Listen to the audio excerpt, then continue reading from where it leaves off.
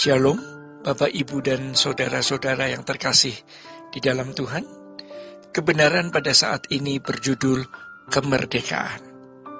Saudara-saudara, kalau hati kita pecah mencintai Tuhan, sukses hidup kita.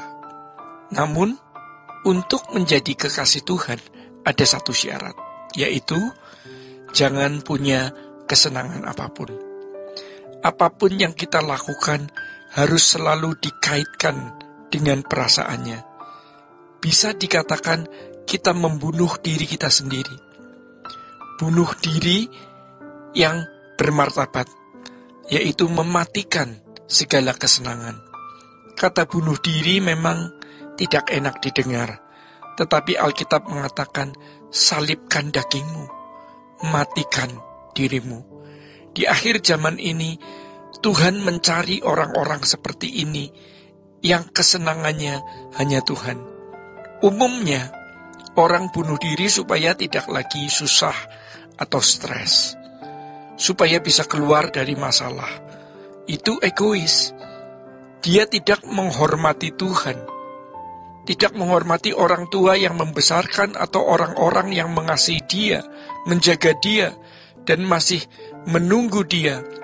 Yesus memberi teladan melalui prinsip hidupnya. Makananku adalah melakukan kehendak Bapa dan menyelesaikan pekerjaannya. Dia mengurung diri dengan prinsip hidup itu. Yesus mengatakan serigala punya liang, burung mempunyai sarang, anak manusia tidak punya tempat untuk meletakkan kepalanya. Kalau kita sekarang berkeadaan apapun, jangan merasa kurang selama kita punya Tuhan. Bapa Yahweh terlalu besar, terlalu kuat.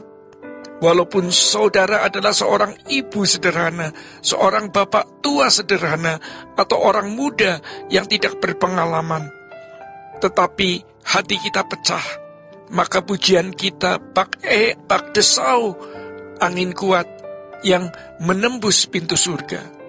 Menjadi kekasih Tuhan itu segalanya. Sukses. Ya. Tingkat yang tinggi selanjutnya, kita bisa menghadirkan suasana surga. Itu tingkat kemerdekaan. Kita tidak bisa berbuat dosa lagi, tidak menyenangi apapun. Sebaliknya, kita bisa menjadi berkat, penuh belas kasihan kepada orang, rela berkorban, tidak ingin seorang pun binasa. Kita bisa menikmati kerajaan surga, dimanapun kita hadir menjadi pembawa damai. Saudara-saudara, orang berpikir kita mati konyol, fatalistik. Tidak, ya. Justru kita menemukan cahaya di atas segala cahaya, pengharapan di atas segala pengharapan. Ini yang terindah dalam hidup, yang terbaik. Tidak ada yang lebih indah dari itu. Nurani kita akan berbicara, dan kalau kita bergaul dengan Tuhan, kita akan melihat apakah seseorang itu menghadirkan Tuhan atau tidak. Maka kita harus bersedia berjam-jam untuk berdoa.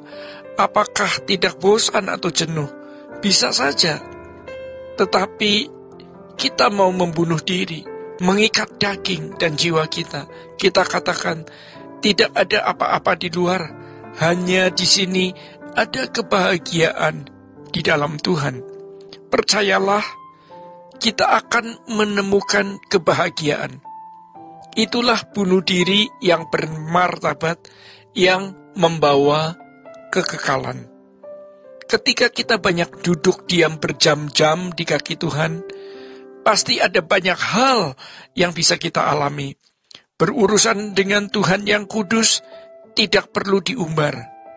Karena ada orang-orang yang tidak menghargai, dan kita harus menjaga martabat harga diri Bapa. Kalau suasana surga hadir dalam hidup kita, di situ benar-benar kita mengalami kemerdekaan. Kematian daging kita dari kefanaan ke kekekalan bukan lompatan jauh.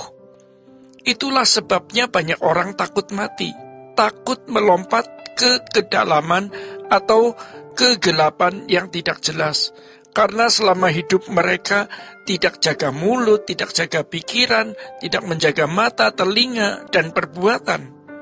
Kalau kita berjalan dengan Tuhan, mengalami Tuhan, menghayati kerajaan surga, maka kematian bukan lompatan yang jauh dan mengerikan, karena suasana surga sudah kita alami sejak di bumi. Saudara-saudara, perjumpaan dengan Tuhan itu luar biasa.